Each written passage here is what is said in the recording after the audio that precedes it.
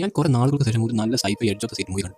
പക്ഷേ ഈ മൂവി അധികം ആരും കണ്ടിട്ടില്ല. അതുകൊണ്ട് ഞാൻ ഈ മൂവി നിങ്ങൾക്കായി റെക്കമെൻഡ് ചെയ്യുന്നു. ഞാൻ പറയാതെ തന്നെ നിങ്ങൾ ഈ മൂവി കണ്ടിട്ടുണ്ടെങ്കിൽ കമന്റ് ചെയ്യുക. ആൻഡി പോകുന്ന മദർഷിപ്പിനുണ്ടായ ആക്സിഡന്റിനെ തുടർന്ന് ആൻഡി ഒരു ഏലിയൻ പ്ലാനറ്റിൽ സേഫായി ക്രാഷ് ലാൻഡ് ചെയ്യുന്നു. പക്ഷേ എസ്കേപ്പ് പോഡിൽ നിന്ന് പുറത്തിറങ്ങുമ്പോൾ സ്പേസ് സൂട്ട് കീറി ഓക്സിജൻ ലീക്ക് ഉണ്ടാകുന്നു. ആൻഡി പെട്ടെന്ന് തന്നെ സൂട്ട് അടയ്ക്കുമെങ്കിലും ഓക്സിജൻ അപ്പോഴേക്കും പാതിയായിട്ടുണ്ടാവും. ആൻഡി പ്ലാനറ്റിൽ നിന്ന് എങ്ങനെ രക്ഷപ്പെടണമെന്നൊന്നും അറിയാതെ എല്ലാ ചാനലിലേക്കും പുള്ളിയുടെ ഹെൽപ്പ് വോയിസ് ബ്രോഡ്കാസ്റ്റ് ചെയ്യും. ആരെങ്കിലും ഈ ക്രാഷിൽ സർവൈവ് ചെയ്തിട്ടുണ്ടോ എന്നറിയാൻ വേണ്ടി ഞാൻ ഒരു ഹോപ്പില്ലാത്ത ആൻഡിയുടെ മുന്നിലേക്ക് ഒരു വോയിസ് ആയിന്റെ രൂപത്തിൽ നയോമി എന്ന് പറയുന്ന ഒരു സീനിയർ ഓഫീസർ കടന്നു വരുന്നു. അവൾ കുറെ ദൂരെ ആണ് ലാൻഡ് ചെയ്തത്. അവളുടെ കാല് ലാൻഡിംഗിൽ ക്രഷായി അവൾക്ക് അവിടെ അനങ്ങാൻ പറ്റാതിരിക്കുകയാണ്. ഇനി ആൻഡി അങ്ങോട്ട് പോയിട്ട് അവളെ രക്ഷിക്കാനാണ് നയോമി ആവശ്യപ്പെടുക. നയോമിയെ രക്ഷിക്കാൻ വേണ്ടി എയോട് ആൻഡി റൂട്ട് മാപ്പ് ഉണ്ടാക്കാൻ പറയും.